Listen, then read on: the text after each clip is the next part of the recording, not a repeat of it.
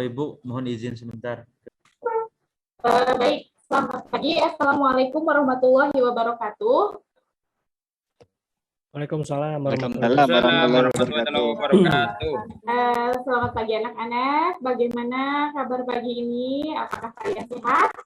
Iya Bu, sehat alhamdulillah. Sehat Bu. Alhamdulillah, sama ya. Ibu juga alhamdulillah sehat. Nah, sebelum memulai pembelajaran, alangkah baiknya kita berdoa dulu ya sebelum kita memulai pembelajaran pada pagi hari ini. Silakan dipimpin berdoa. Siapa yang mau memimpin berdoa di sini? Silakan. Saya Bu. Ya, silakan Solihin. Baik teman-teman, sebelum memulai pembelajaran, marilah kita berdoa terlebih dahulu. Doa dimulai.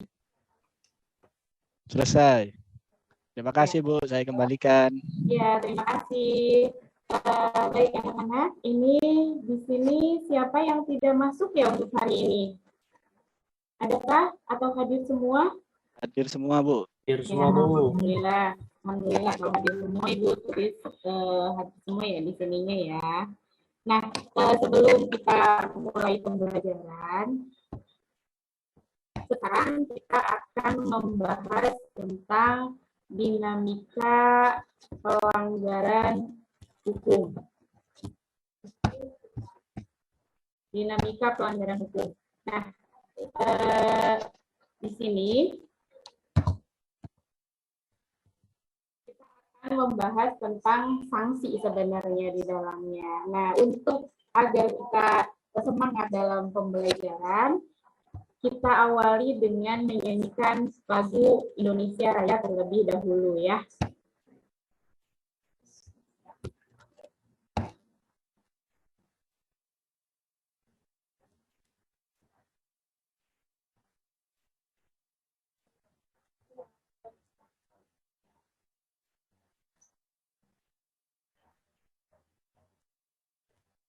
Apakah sudah terdengar suaranya? Belum keluar Bu. Belum muncul Bu. Belum muncul. Iya Bu, mungkin Udah. belum dicentang Bu, sebelum share screen itu Bu. Ada centang. Berarti Di stop stop dulu dulu biar. ya. Iya Bu. Di stop dulu, kemudian sebelum share itu klik tanda hijau ada di pojok bawah itu Bu. Share sound itu Bu. Dicentang Bu.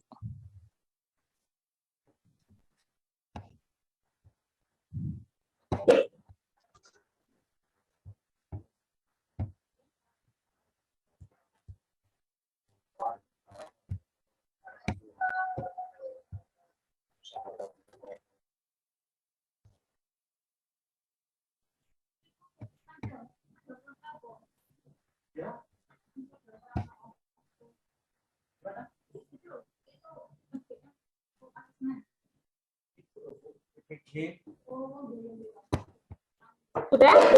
Belum ya? Iya. Belum Bu. Langsung masuk ke YouTube-nya aja Bu mending Bu. Belum Bu. Bingung. Belum di stop. Oke. Mungkin yang di share PPT-nya Bu. Kalau masuk ke browser berarti pilihannya browsernya Bu. Tahu saya gitu Bu. Iya. Kok nggak ada centang di sini? Sudah Bu. Udah. Keluar lagi kamu. Stop.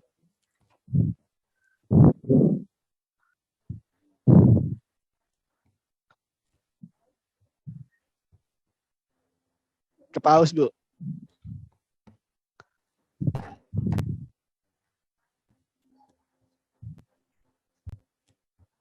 Sudah ya? Udah muncul suaranya apa belum ya anak-anak? Di play dulu mungkin Bu. Belum di play Bu. Belum Udah. Bu. Belum share sound kayaknya Bu. Share sound itu sebelum klik tanda Stop tanda share dulu. stop share, tanda hijau itu ada centang biru Bu di pojok kiri bawah Bu. Iya. Ya, mohon maaf ya. Semangat loh Bu. kita semangat-semangat dulu.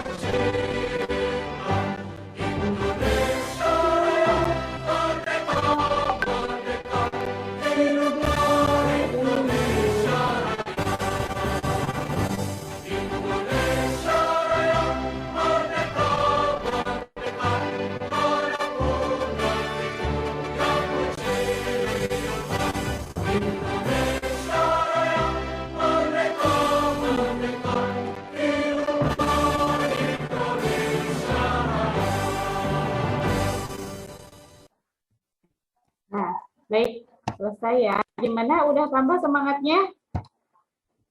Sudah, Bu. Tambah semangat, Bu. Semangat pol ini, Bu.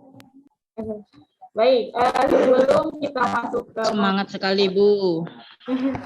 sebelum kita memasuki ke pembelajaran, Ibu akan menyampaikan terlebih dahulu tujuan pembelajaran pada hari ini, yaitu yang pertama, kalian akan dapat mengidentifikasi 3 macam sanksi atau pelanggaran hukum dengan tepat. Kemudian kalian juga akan mengidentifikasi bentuk partisipasi masyarakat dalam perlindungan dan penegakan hukum dengan tepat. Kemudian dapat mengevaluasi kasus pidana masyarakat di masyarakat dengan benar. Kemudian dapat mengevaluasi praktik perlindungan dan penegakan hukum dalam menjamin keadilan dan perdamaian bahasa Indonesia dengan bahasa Indonesia yang baik dan santun.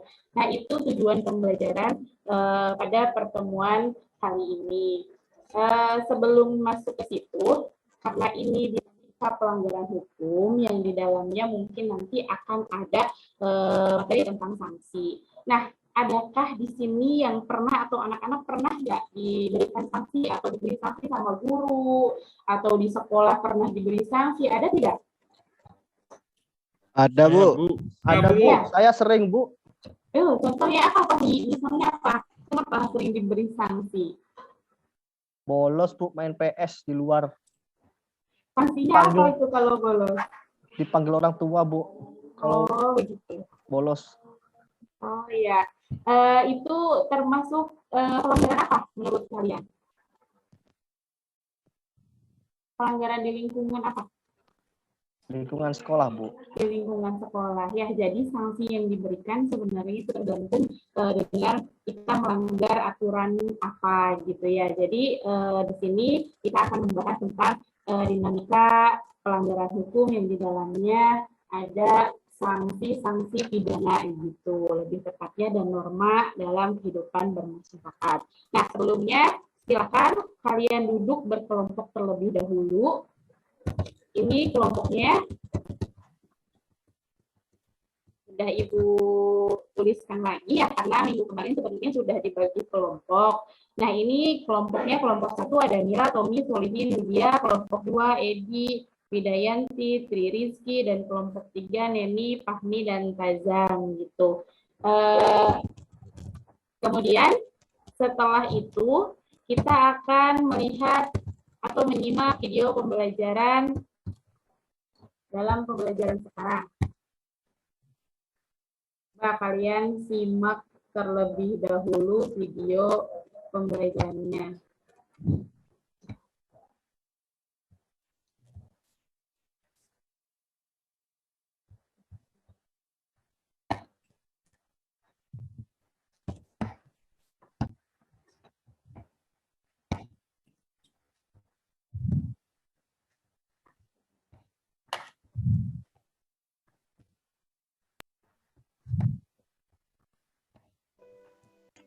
Assalamualaikum warahmatullahi wabarakatuh.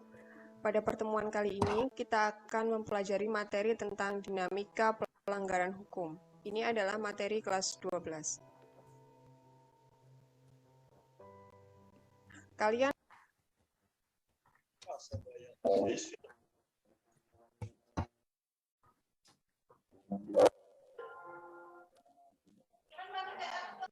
Putar video. Sinyalnya di sini kurang bagus ya. Kalian sebelumnya pernah membaca berita mengenai pencurian, perampokan, maupun korupsi kan? Tindakan-tindakan tersebut merupakan pelanggaran hukum. Apakah yang dimaksud dengan pelanggaran hukum? Secara sederhana, pelanggaran hukum adalah tindakan yang melanggar hukum. Bentar ya, tunggu azan dulu ya. Di sini soalnya sedang azan.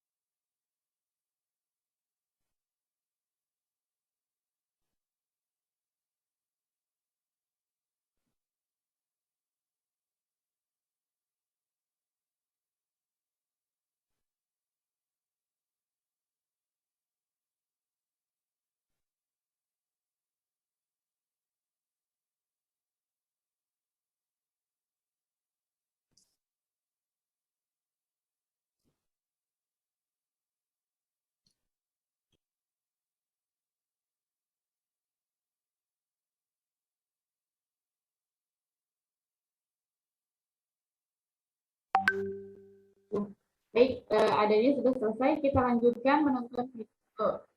Yang berlaku.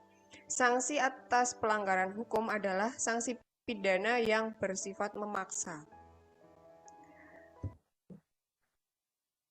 Nah, dalam kitab Undang-Undang Hukum Pidana, di buku ketiga dijabarkan mengenai pelanggaran-pelanggaran terhadap hukum itu sendiri. Dalam buku ketiga tersebut, pelanggaran-pelanggaran hukum dibagi menjadi 9, yakni sebagai berikut.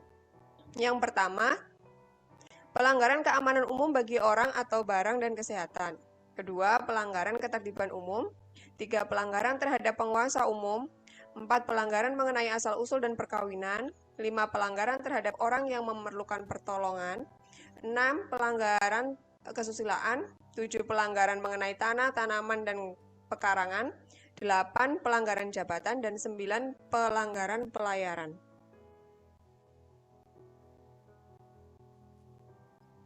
Nah, macam-macam sanksi dan pelanggaran hukum. Pada kitab Undang-Undang Hukum Pidana menjelaskan sanksi-sanksi yang diberikan bagi mereka yang melanggar.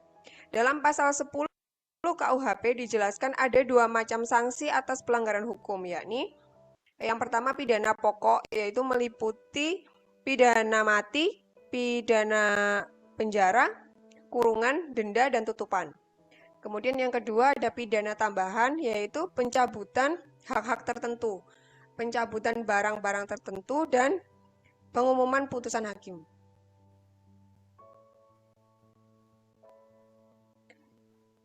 Nah, berikut penjelasan hukuman pidana pokok. Yang pertama, hukuman mati. Hukuman mati di Indonesia diberikan kepada beberapa kasus-kasus seperti pengedar narkotika. Dalam pelaksanaannya, hukuman mati dilakukan dengan cara ditembak sampai mati. Eksekusi dilakukan oleh regu penembak dari Brigade Mobil atau Brimob yang dibentuk oleh Kepala Kepolisian Daerah di wilayah kedudukan pengadilan yang menjatuhkan pidana mati. Kemudian yang kedua adalah pidana penjara. Dalam KUHP pasal 12 dijelaskan bahwa pidana penjara dilakukan selama seumur hidup atau selama waktu tertentu. Dalam menjatuhkan pidana dalam waktu tertentu, jangka waktu yang paling pendek yaitu 1 hari dan paling lama 15 tahun berturut-turut. Meskipun demikian, pidana dalam waktu tertentu dapat diberikan 20 tahun berturut-turut apabila kejahatan yang dipidanakan, hakim boleh memilih antara pidana mati, pidana seumur hidup, atau pidana waktu tertentu. Yang ketiga adalah kurungan. Dalam KUHP pasal 18 dijelaskan bahwa pidana kurungan paling sedikit 1 hari dan paling lama selama 1 tahun. Pidana ini tidak boleh lebih dari 1 tahun 4 bulan. Dalam pasal 19 nomor 2 dijelaskan bahwa pidana kurungan diserahi pekerjaan yang lebih ringan daripada orang yang dijatuhi pidana penjara. Dijelaskan lebih lanjut dalam pasal 21 KUHP bahwa pidana kurungan harus dijalani dalam daerah tempat terpidana berdiam ketika putusan hakim dijalankan, atau jika tidak mempunyai tempat kediaman di dalam daerah tempat ia berada, kecuali kalau Menteri Kehakiman atas permintaan terpidana membolehkan menjalani pidananya di daerah lain. Yang keempat adalah denda. Salah satu bentuk sanksi adalah hukuman denda. Besarnya hukuman denda diatur dalam undang-undang terkait dengan tindakan pelanggaran dan kejahatan yang dilakukan. Pasal 30 ayat 2 KUHP menjelaskan bahwa jika pidana denda tidak mampu terbayar, dapat diganti dengan pidana kurungan. Yang kelima adalah tutupan. Hukuman tutupan jarang sekali diberikan di Indonesia. Dalam pelaksanaannya, hukuman ini diatur dalam Undang-Undang Republik Indonesia Nomor 20 Tahun 1946. Pasal 1 Undang-Undang Nomor 20 Tahun 1946 menyatakan bahwa hukuman tutupan dilakukan untuk menggantikan hukuman penjara. Landasan berubahnya hukum penjara menjadi hukuman tutupan karena hakim terdorong oleh maksud yang patut dihormati. Hal ini seperti yang tertera pada pasal 2 Undang-Undang Nomor 20 Tahun 1946 bahwa dalam mengadili orang yang melakukan kejahatan yang diancam dengan hukuman penjara karena terdorong oleh maksud yang patut dihormati, hakim boleh menjatuhkan hukuman tutupan. Nah, sebagai anggota masyarakat, kita wajib berpartisipasi dalam perlindungan dan penegakan hukum. Partisipasi dalam perlindungan dan penegakan hukum diperlukan sebagai upaya penegakan supremasi hukum di Indonesia. Penegakan dan perlindungan hukum perlu dilakukan secara terus-menerus dan bertahap oleh seluruh pihak. Dasar-dasar perlindungan dan penegakan hukum diharapkan mencakup pihak masyarakat, pemerintah, dan para penegak hukum itu sendiri. Hal tersebut dalam Undang-Undang Dasar Negara Republik Indonesia tahun 1945, pasal 27 ayat 1, yakni segala warga negara bersamaan kedudukannya di dalam hukum dan pemerintahan dan wajib menjunjung hukum dan pemerintahan itu dengan tidak ada kecualinya. Nah, ada berbagai macam bentuk partisipasi masyarakat dalam melindungi dan menegakkan hukum di Indonesia. Beberapa cara yang bisa kita lakukan dalam melindungi dan menegakkan hukum antara lain sebagai berikut. Yang pertama, perlindungan dan penegakan hukum dalam bidang pendidikan, seperti yang sedang kita lakukan saat ini. Yang pertama, sosialisasi sejak dini mengenai hukum dan peraturan di dalamnya. Yang kedua, menanamkan sikap patuh akan hukum. Yang ketiga, bisa memberikan pemahaman akan pentingnya menjunjung hukum dalam kehidupan sehari-hari. Yang selanjutnya, menciptakan para penegak hukum yang profesional dan bersih. Kita sebelumnya telah mempelajari lembaga-lembaga negara yang berperan dalam perlindungan dan penegakan hukum di Indonesia. Salah satu upaya masyarakat untuk melindungi dan menegakkan hukum adalah kepastian dari para penegak hukum itu sendiri dalam menjalankan tugas dan wewenangnya. Dalam Undang-Undang Dasar Negara Republik Indonesia Pasal 28 ayat 1 dijelaskan bahwa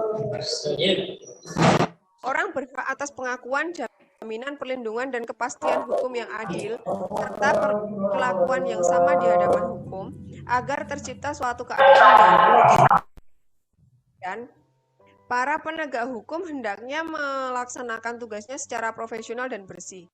Profesional dalam arti bertindak sesuai dengan kapasitasnya, sesuai dengan fungsi dan wewenangnya dalam melindungi dan menegakkan hukum. Bersih dalam artian bahwa dalam melakukan tugas dan wewenangnya, mereka tidak terikat pada suatu kekuasaan tertentu yang menghambat hukum, bahkan menentang keadilan itu sendiri. Dan yang ketiga adalah memupuk budaya hukum.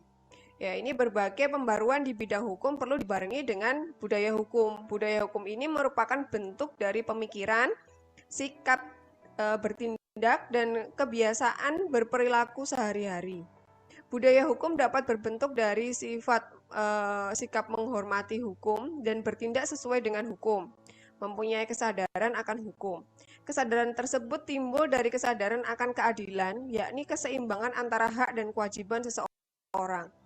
Terdapat 4 aspek untuk menjunjung tinggi kesadaran hukum, yaitu antara lain yang pertama, pengetahuan hukum masyarakat, yang kedua, pemahaman terhadap kaidah-kaidah hukum, yang ketiga, sikap terhadap norma hukum, dan keempat adalah perilaku hukum warga masyarakat. Dalam kehidupan bermasyarakat, hendaknya 4 aspek itu dapat berjalan dengan baik agar kesadaran hukum dalam masyarakat dapat tumbuh dan menjiwai dalam melaksanakan kehidupan bermasyarakat. Nah, setelah kalian mempelajari tentang dinamika pelanggaran hukum,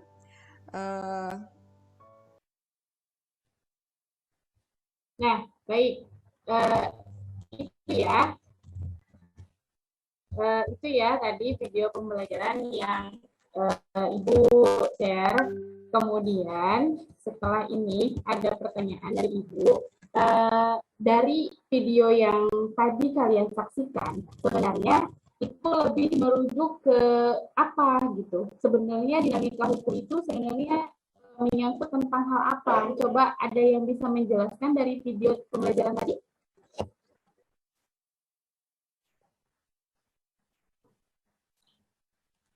Saya, Bu. Tidak ada? Oh, saya. Iya, Pak Edi. Iya. Iya, Edi, silakan.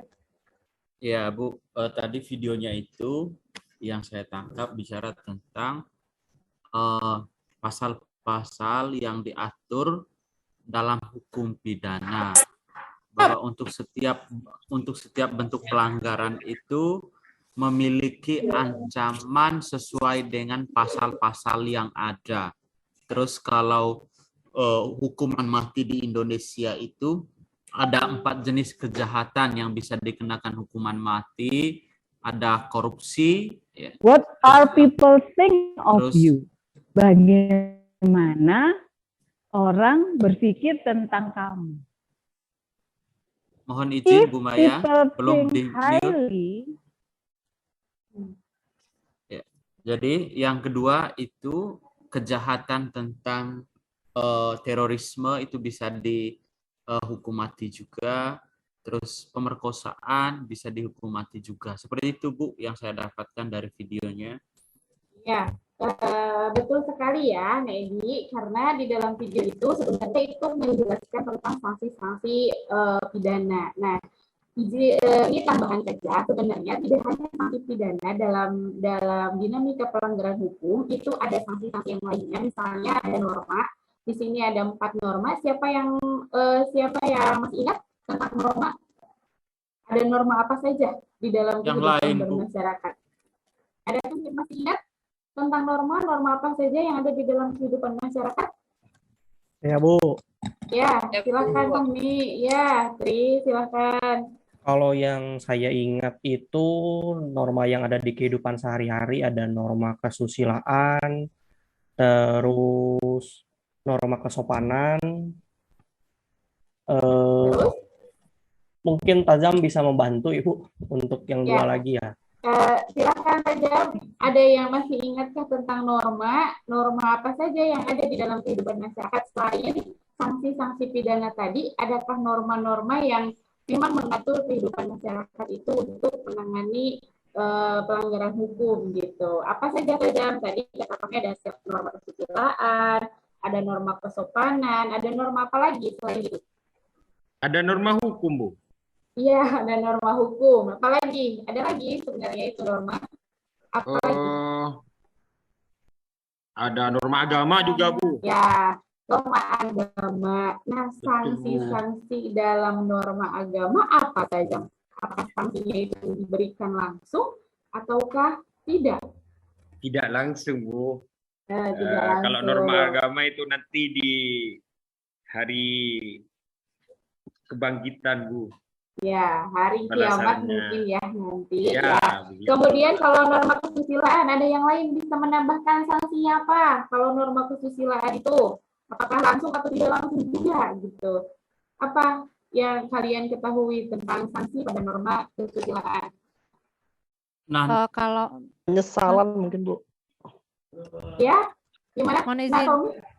Penyesalan, Bu. Oh, penyesalan. Iya, betul. Yang Mira mungkin bisa menambahkan. Kalau norma kesusilaan mungkin lebih ke apa namanya? Dampaknya juga ke dari norma sosial juga ya. Jadi ada kecaman-kecaman tersendiri dari masyarakat sosial. Ya. Oke, bagus sekali ya. Jadi norma kesusilaan itu sanksinya itu bisa penyesalan, bisa kecaman dari masyarakat sekitar dan lain sebagainya. Itu bagus sekali ya. Terima kasih. Nah, sebelum itu baik, kita pindah ke, sebenarnya ini sudah di-upload sama Ibu di Google Classroom-nya kalian. Kita akan pindah ke LKPD. Setelah kalian menyimak video tadi, semoga kalian bisa jawab LKPD yang ada di dalam Google Classroom itu. Contohnya seperti ini LKPD-nya. Nanti Ibu share dulu.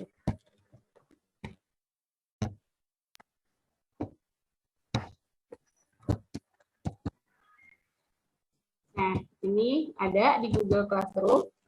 Nah, ini yang harus kalian selesaikan di setiap masing-masing kelompok. Ini ada kasus. Di sini ada 75 kasus hukuman mati di Indonesia sepanjang tahun 2020. Di dalamnya itu ada kasus hukuman mati bagi bandar narkoba. Nah, kemudian kalian analisis kasus tersebut, kemudian kalian jawab pertanyaan-pertanyaan ini. Ada 3 pertanyaan setiap kelompoknya. Tadi kelompoknya sudah dibagi ya, untuk kelompok minggu kemarin juga sama.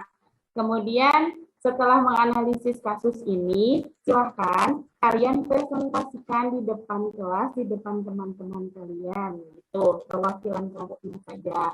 Ada yang ditanyakan dari sini untuk pengerjaan LKPD-nya? Tidak? Paham ya? Paham, Bu. Ya, kalian tinggal menjawab pertanyaan-pertanyaan ini dari kasus hukuman mati bandar narkoba gitu. Tinggal dijawab aja pertanyaan ini, kemudian nanti dipresentasikan di depan kelas. Ibu kasih waktu 10 menit untuk mengerjakan LKPD-nya. Silakan.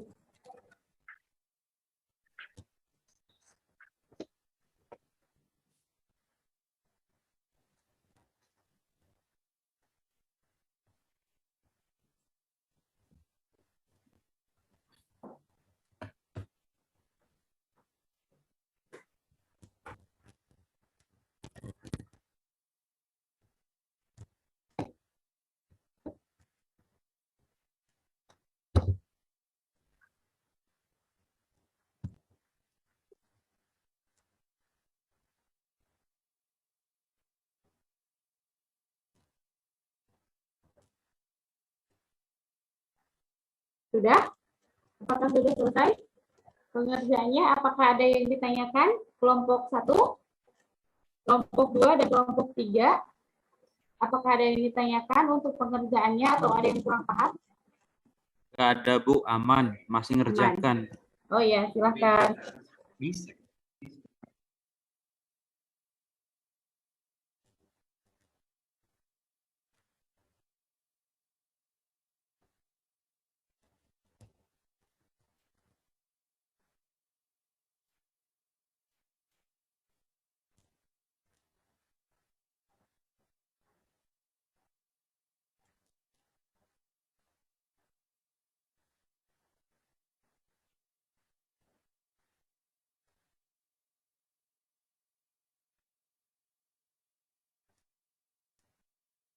Sudah? Sudah selesai ya? Ini waktunya Ya sudah, Bu. Ya, Sudah. sudah melebihi. Silakan yang mau mempresentasikan untuk kelompok 1 tadi siapa saja? Kelompok 1 tadi.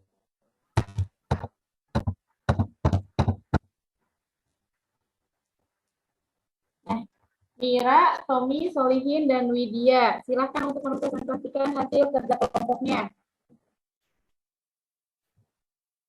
Kelompok 1 sudah siapkah? Ayo kelompok 1. Kelompok 2 dulu. Kelompok 1. Kelompok 2, silakan. Tri, sudah siap ya? Silakan untuk Ya, Bu. Untuk kelompok 2, kami tadi sudah bermusyawarah, berkelompok berdiskusi ya dengan teman-teman di kelompok 2, bahwa tadi pertanyaan yang disajikan yang pertama, apakah hukuman mati itu apakah hukuman mati itu sebaiknya dilakukan atau tidak gitu ya, Bu ya? Ya. Bertentangan kalau untuk bertentangan itu pasti bertentangan dengan hak asasi manusia karena setiap orang itu punya yang namanya hak hidup ya. Jadi kalau misalnya dibunuh berarti hak hidupnya juga diambil gitu ya, bertentangan pasti. Tapi kalau untuk pelaksanaannya sebaiknya dilakukan, ya kami setuju dengan dilakukan hukuman mati bagi para pelanggar ya tadi. Karena apa? Karena memang untuk menekan kasusnya atau angka kasusnya. Kemudian yang kedua, Bu bisa, Punten bisa di-share lagi pertanyaan tadi ya? Nah, ini. Nah, yang kedua, apakah perlu hukuman mati itu dihapuskan? Menurut saya tidak, karena kembali lagi tadi ke pertanyaan yang pertama bahwa hukuman mati ini nantinya akan memberikan efek jera bagi para pelanggar. Kemudian yang ketiga, ketika seseorang melakukan pelanggaran hukum, apakah sanksi hukum saja yang diberikan kepada pelaku atau ada sanksi lain? Nah, kalau menurut kelompok kami tadi, sanksi yang diberikan itu tergantung dari norma yang dilanggar. Misalnya norma hukum yang dilanggar berarti sanksinya adalah sanksi hukum di penjara, kemudian dan lain sebagainya gitu ya. Kalau yang dilanggar itu adalah norma kesopanan maupun kesusilaan, nah mungkin nanti, tadi yang disampaikan oleh salah satu teman kita tadi bahwa sanksi yang diberikan kalau untuk melanggar nilai norma kesopanan maupun kesusilaan itu berarti ada sanksi dari masyarakat, misalnya dikucilkan atau sanksi kecaman dari masyarakat, itu Bu dari kelompok 2. Ya. Terima kasih. Baik, ya terima kasih Tri, sungguh sangat luar biasa sekali untuk pemaparannya. Ya baik, ada tanggapan dari kelompok lain. Tadi kelompok Tri mengatakan bahwa hukuman mati itu sebenarnya melanggar hak asasi manusia, tetapi pada kenyataannya memang hukuman mati itu harus dilakukan karena di sini apalagi yang melanggar hukuman mati atau kasusnya di sini adalah bandar narkoba. Jadi di situ sudah dijelaskan bahwa hukuman mati bagi bandar narkoba itu sudah ada dalam undang-undang kitab undang-undang hukum pidananya. Nah, apakah ada tanggapan lain atau ada pendapat lain dari kelompok-kelompok lain, misalnya kelompok 1 atau kelompok 3 gitu? Ya, silahkan Natazam. Jadi di kami berdasarkan kelompok 3 Yang pertama ini melihat kasus hukum ini mengenai hukuman mati kan seperti itu Bu ya. Ya. Jadi hukuman mati ini kan pertanyaannya sudah jelas. Apakah hukuman mati itu bertentangan dengan HAM atau tidak? Ini kan yang pertama. Jadi jawabannya adalah bertentangan Bu. Itu. Kenapa? Karena hukuman mati itu masuk hukuman yang keji seperti itu. Dan ini melanggar hak asasi manusia. Di mana? Di bagian apa? Kan seperti itu. Jadi di bagian untuk hidup, hak untuk hidup. Manusia itu memiliki hak untuk hidup. Ya kan? Jadi secara otomatis kalau pertanyaannya ini secara hukum, maka jelas tidak boleh. Seperti itu. Karena melanggar dengan hak. Nah, terus kemudian ini kan ada versi menurut kalian, menurut kita seperti itu kan. Jadi kalau menurut hukum itu tidak boleh. Dan menurut saya, menurut kami seperti itu di kelompok 3, kebetulan kami di kelompok 3 itu. Ya. Itu menurut kami itu tidak apa-apa Bu. Bagi Bandar melakukan hukuman mati. Ditindakan hukuman mati. Kenapa? Alasannya satu alasannya. Lebih baik kita kehilangan 1 nyawa daripada kehilangan beribu-ribu nyawa, khususnya pemuda di Indonesia. Sangat merusak itu loh. Apalagi di peredaran narkoba. Saya membaca di referensi juga, saya buka internet tadi Bu pas diskusi dengan teman-teman kami itu di kelompok 3 menemukan bahwasanya untuk menghancurkan bangsa itu saat ini tidak terlalu sulit, tidak seperti dulu. Kalau dulu kita harus berperang, tapi untuk menghancurkan pemuda saat ini cukup hancurkan pemudanya dengan apa? Ya ini, dengan diberikan kenyamanan-kenyamanan yang hanya sesaat seperti narkoba itu. Terima kasih Bu, itu dari kelompok kami. Satu lagi itu, apakah ada sanksi lain selain sanksi atau sanksi hukum, misalnya sanksi dari masyarakat, pelakunya dikecilkan dan lain sebagainya, atau keluarganya? Gitu. Oh ya Bu, apakah lupa ada Bu. itu? Kalau itu pasti Bu, kalau itu pasti. Kalau itu pasti ada pengutilan dari lingkungan sekitar ataupun dari keluarga. Kenapa saya katakan demikian? Jangan terlalu jauh-jauh. Orang di lingkungan saya pada khususnya gitu, di lingkungan kami di sini, orang yang memiliki rambutnya diwarnai, dikasih warna kuning, dikasih warna merah dan lainnya yang tidak sesuai yang tidak dari sononya itu warna hitam. Itu saja sudah dijadikan topik pembicaraan. Itu. Apalagi orang yang pernah melakukan tindakan-tindakan hukuman seperti itu. Yang jelas, pasti itu akan dikucilkan. Padahal hakikatnya tidak baik sih seperti itu. Cuman fanatismenya itu yang muncul. Seperti itu, Bu. Mungkin itu, Bu. Terima kasih. Terus yang kedua sekalian, Bu. Mungkin ya. Iya, sekalian. Nggak apa-apa ya, Bu. Sekalian menjadi jawaban dari kelompok 3. Nanti bisa juga teman-teman di kelompok 3 mungkin kebetulan saya hanya sebagai nutulennya, Bu.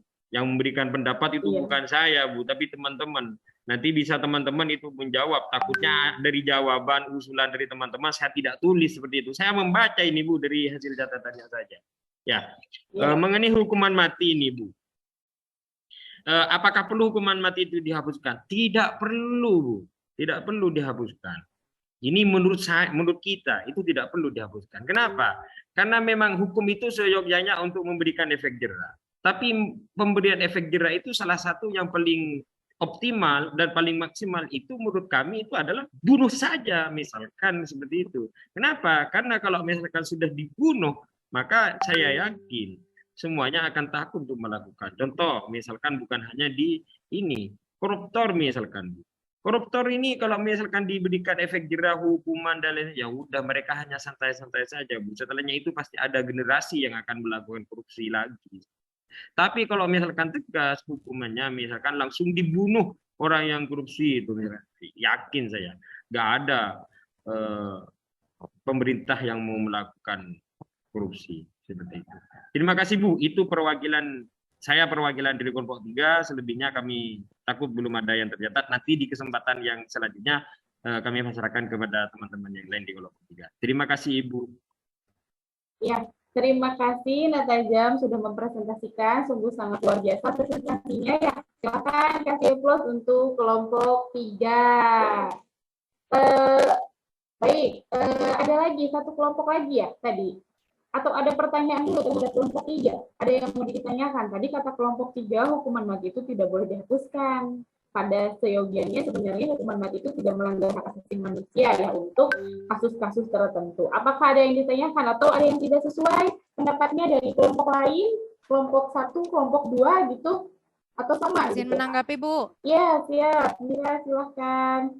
Kalau menurut pendapat kami dari kelompok 1, ini terkait dengan kasus hukuman mati, itu pada dasarnya memang tidak melanggar hak asasi manusia karena balik lagi ke konsep bahwa ketika kita berani berbuat, berani bertanggung jawab, toh pasti hukuman mati itu diberikan kepada orang-orang yang, contoh kalau misalkan dari pembunuhan berencana misalnya, itu juga kan bisa saja dikenakan hukuman Sambo mati ya? karena sudah Sambo berarti ya. ya, karena sudah melayangkan nyawa orang lain gitu.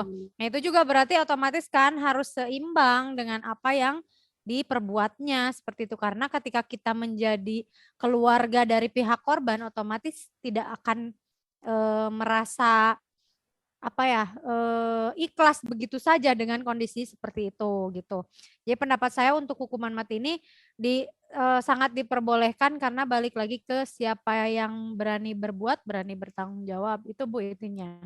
Oh, ya, terima kasih. Ya, sangat luar biasa sekali jawabannya atau hasil diskusi dari kelompoknya. Ada yang ditanyakan dari yang lain atau mungkin sudah cukup untuk presentasi kelompoknya? Atau masih ada yang kurang atau ingin ditanyakan? Silakan. Sudah ya? Cukup ya? Bu.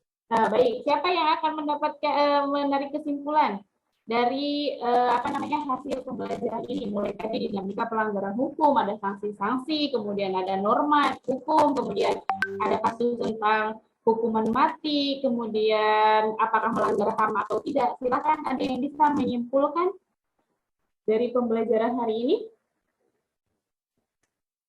Mungkin Solihin bisa menyimpulkan?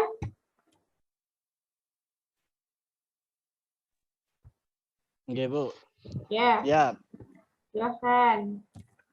Teman-teman, saya akan menyimpulkan dari materi yang sudah kita pelajari bahwasanya peraturan, undang-undang yang sudah dibuat oleh pemerintah itu sudah selayaknya untuk kita laksanakan sesuai dengan aturan atau sesuai dengan ketentuannya. Apabila tidak, pasti kita akan mendapatkan sanksi yang setimpal.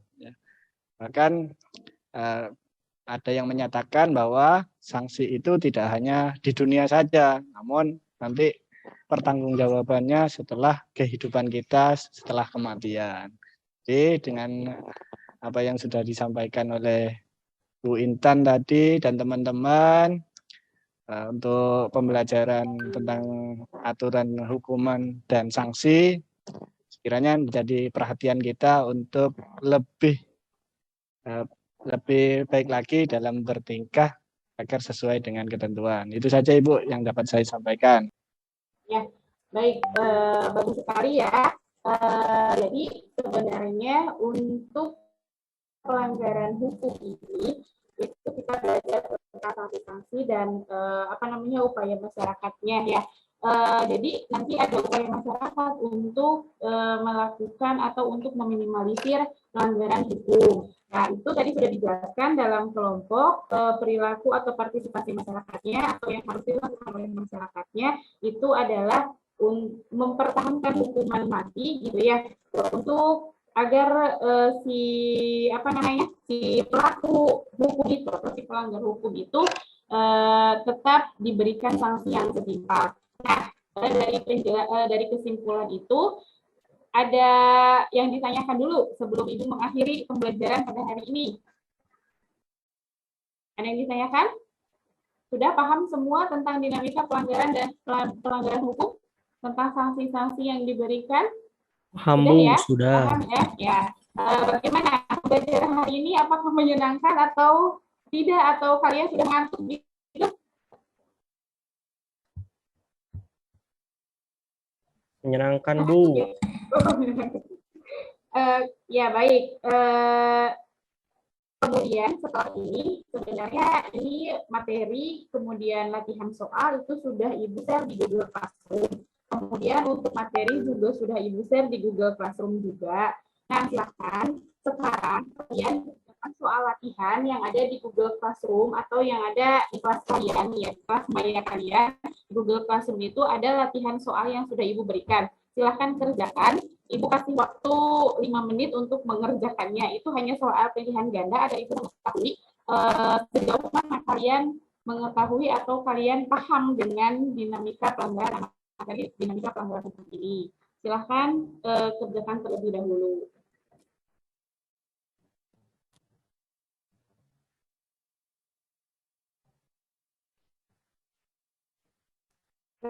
Sudah selesai ya mengerjakan soalnya, karena di sini nilainya juga sudah muncul.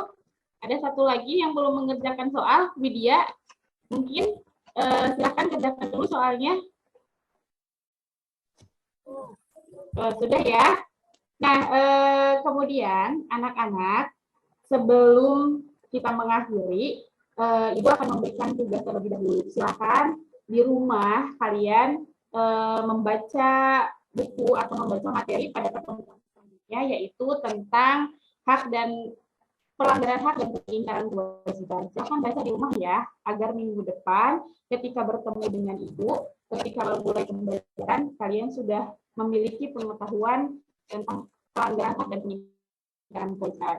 Nah, kemudian selanjutnya tadi sudah Ibu jelaskan materi yang akan dipelajari, yaitu pelanggaran hak dan pengingkaran kewajiban. Itu ya, mungkin bisa diakhiri kegiatan pada pertemuan hari ini, bisa berdoa.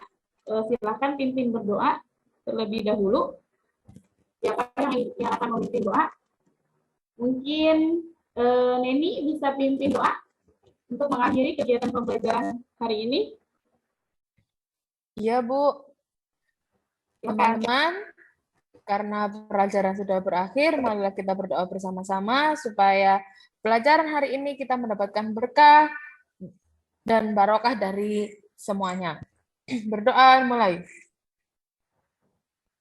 Berdoa selesai. Terima kasih, Bu. Terima kasih anak-anak. Sampai jumpa minggu depan ya. Semoga kita sehat selalu. Assalamualaikum warahmatullahi wabarakatuh.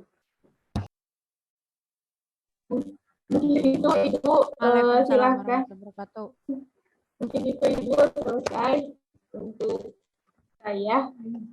Silakan masukannya dari teman-teman tadi yang sudah menjadi observer. Izin saya dulu boleh ya, Bu ya? Putri. Ya. Secara keseluruhan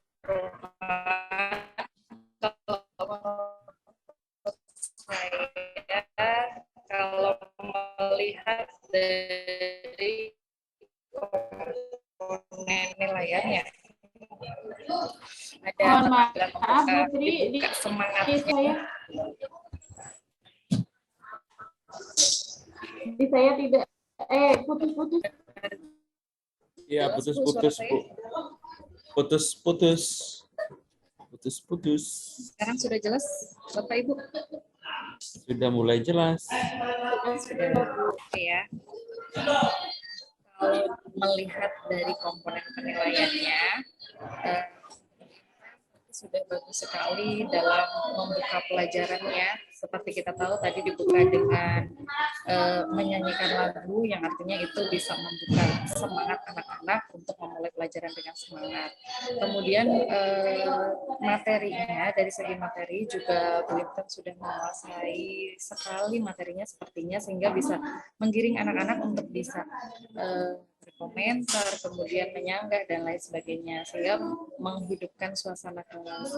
Itu untuk pengelolaan kelas juga bagus. Kalau menurut saya lebih ke teknisnya ya Bu, lebih ke teknisnya, karena tadi kan ada yang pemutaran video saat membuka ya. Itu tadi ada kendala, jadi mungkin nanti lebih bagus lagi ketika sore lebih dipersiapkan lagi. Sudah cukup, terima kasih. Ya, terima kasih Bu. Ya, untuk video memang itu linknya yang saya tampilkan di PowerPoint, sehingga kalau mungkin nanti kalau misalnya pas pembelajaran kan ini nggak daring ya Bu, jadi mungkin bisa langsung ketika klik link itu mungkin bisa langsung ke YouTube-nya gitu. Karena ini harus stop share dulu, kemudian harus di-share lagi videonya, jadi agak ini ya agak susah gitu. Jadi kalau mungkin nanti untuk pertemuannya karena tatap muka, mungkin nanti bisa langsung ketika klik bisa langsung beralih ke YouTube yang atau di YouTube yang sudah diserahkan di PowerPoint itu Bu. Terima kasih Bu Tri masukannya.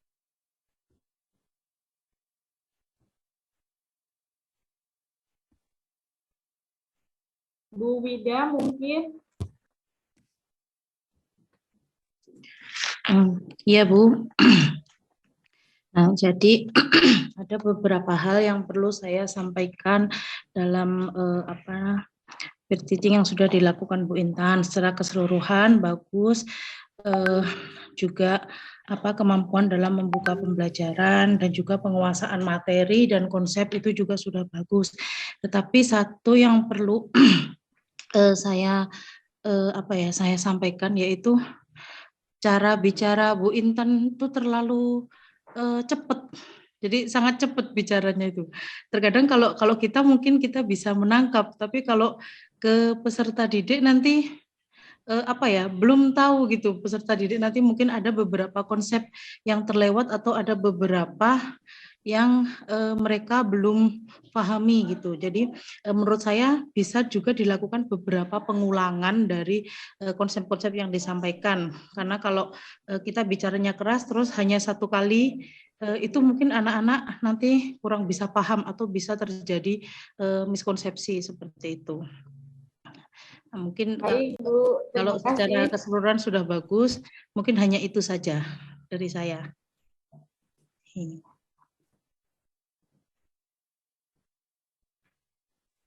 Ya, mungkin langsung saya ambil alih ya. Yang 2 observer kan sudah. Iya, Ibu. Ya, begini. Ini juga secara umum aja, juga untuk teman-teman teaching yang lain juga. Kalau kita diberi waktu 30 menit, diupayakan misalkan pembukaan 5 menit, inti 20 menit, penutup 5 menit misalkan. Nah, pembukaan itu mengikuti apa saja. Kalau memang ada lagu nasional atau lagu daerah, dicari lagu daerah atau lagu nasional yang hanya 2 menit atau 1 menit sekian gitu. Lagu Insaraya itu berapa menit, banyak 2 menit gitu ya. Gitu. Kemudian untuk inti Ibu, baik Kurtilas maupun kurikulum Merdeka itu berpusat pada siswa. Jadi video yang Ibu ambil itu sudah Ibu penjelasan. Padahal materi itu intinya harus dari suatu permasalahan kita berikan ke anak-anak, kemudian jangan langsung diberikan teorinya. Videonya tadi sudah 9 menit 30 detik ya. Pokoknya 9.30 tadi. Itu sudah banyak Ibu. Padahal kalau 30 menit itu 20 menit itu inti ya. Nah, 20 menit inti itu Ibu ambil videonya saja sudah 9 menit 30 detik. Jadi intinya dan itu penjelasan. Padahal dalam apalagi kalau kurikulum Merdeka ya, baik Kurtilas maupun kurikulum Merdeka itu berpusat pada siswa, sehingga problem itu yang kita berikan, kemudian dari LKPD dikerjakan anak-anak untuk memancing teori dari video yang kita, teori dari materi yang kita inginkan teorinya apa, dipancing oleh video tadi. Suatu contoh tadi ya, pada waktu Pak Edi itu Atazam ini dimut. Oh iya. Pak Edi bukan saya. Oh, Pak Edi ya belum dimut ya. Ya, Pak Edi lali. Contoh misalkan Pak Edi ya. Pak Edi tadi itu PSBB ya. Itu sebetulnya sudah bagus pancingan, belum teori itu pancingan. Nah, Setelah itu PSBB itu kan kita mengarahkan kepada teori tata urutan perundang-undangan. Nah itu kita nggak usah jelaskan, kita beri LKPD yang nanti itu menjurus ke teori. Seperti Ibu tadi kan menjelaskan sanksi, bentuk-bentuk peraturan. Padahal tujuannya apa? Kita cari yang esensial. Jadi kalau Ibu tadi videonya itu menyampaikan materi. Ya, ini untuk teman-teman semua ya. Video itu untuk memancing permasalahan atau memancing untuk didiskusikan, dari hasil diskusi nanti keluar konsep begitu. Jangan videonya itu sudah ngasih konsep. Begitu ya, baik Kurtilas atau kurikulum Merdeka. Nah, kebanyakan teman-teman itu videonya udah ngasih konsep, sudah ngasih konten, sudah ngasih materi. Jadi videonya itu memancing ya kasus. Ya, setelah kasus kemudian didiskusikan. Dari diskusi itu nanti diambil kesimpulan suatu konsep. Itu. Ya Ibu ya. Juga teman-teman yang lain. Ya Ibu, terima kasih ya. Ini masukan aja supaya supaya nanti kalau PPL ya itu Ibu lebih baik lagi gitu ya. Tapi kalau masalah Ibu. Suara, masalah penampilan, intonasi, reward itu sudah pegangan sehari-hari ya. Cuma kita pelaksanaan 30 menit itu bagaimana supaya maksimal kan begitu ya. Terus penutupnya itu dari kesimpulan murid itu Ibu garis bawahi teorinya. Kemudian refleksinya. Baru tugas, kemudian ditutup. Tugas di situ Ibu, tugas PR nggak apa-apa, nggak harus itu. Postes hari itu nggak harus. Kalau 30 menit nggak nututi loh ya. Anak-anak tugasnya di rumah ya sudah ada di Google Form. Ya, dijawab di Google Form. Jadi kerjakan di rumah. Kalau misalkan di kelas ya waktunya nggak habis. Waktunya udah mepet. Postes aja secara lesan nggak apa-apa. Jadi coba hukuman, coba berikan 2 contoh aja dari 5 jenis hukuman misalkan. Nggak harus semuanya. Coba berikan 2 contoh sanksi hukum dari 6 sanksi hukum yang ada. Itu sudah postes Ibu. Sudah. Untuk penutupan nggak apa-apa itu. Tapi kalau memang untuk tugas, anak-anak kan waktunya udah mepet, dikasih tugas 5. Udah PR aja anak-anak ya. Anak-anak ini PR ya, penugasan dari Ibu PR. Minggu depan belajar tentang ini ya, dan saya bahas PR-nya. Itu ditutup salam begitu Ibu ya. Jadi untuk teman-teman yang lain juga ya. Jadi 30 menit, 5 menit pembukaan, 20 menit inti, kemudian 5 menit penutup. Itu aja ya contohnya supaya nanti kalau sit-in bagus gitu. Itu saja yang bisa saya sampaikan. Saya kembalikan ke Bu Maya. Bu, terima kasih Bu Binti. Ya, terima kasih Bu Binti. Mohon maaf ya tadi Bapak Ibu ada interupsi ini. Buka mic-nya. Ini terpaksa saya ngajar karena ganti jadwal yang kemarin sudah saya nggak join mereka ya. Jadi Bu Intan tadi kalau saya mendengarkan ya, karena tadi memang saya mendengarkan sambil melihat sedikit-sedikit gitu ya media yang Ibu tampilkan. Menurut saya memang isu yang harusnya Ibu angkat atau tema yang diangkat ini sebenarnya apa? Mau tentang hukuman mati atau macam-macam hukuman. Ya. Nah, itu Ibu harus putuskan ya. Nah, kalau misalkan tadi ada video yang ditampilkan dan video itu memberikan narasi tentang konsep, lebih baik itu diletakkan di akhir, tidak di awal, gitu ya. Jadi di awal biarkan peserta didik mengelaborasi, menggali, mencari, gitu ya, macam-macam sanksi tadi, atau mau berdiskusi tentang apa itu ya, nilai atau norma yang berkaitan dengan sanksi hukuman mati misalnya. Ya. Nah, itu Ibu harus diputuskan karena itu 2 hal yang berbeda ya. Nah, sanksi kalau misalkan hukuman mati itu bagian dari sanksi yang sifatnya fisik, misalnya sanksi badan, misalnya, nah itu hanya kan sebenarnya dia sebagai contoh, ya. Nah kalau contoh, ada baiknya Ibu memberikan alternatif, gitu ya, alternatif contoh, gitu ya. Nah itu yang penting untuk saya sampaikan kepada Ibu.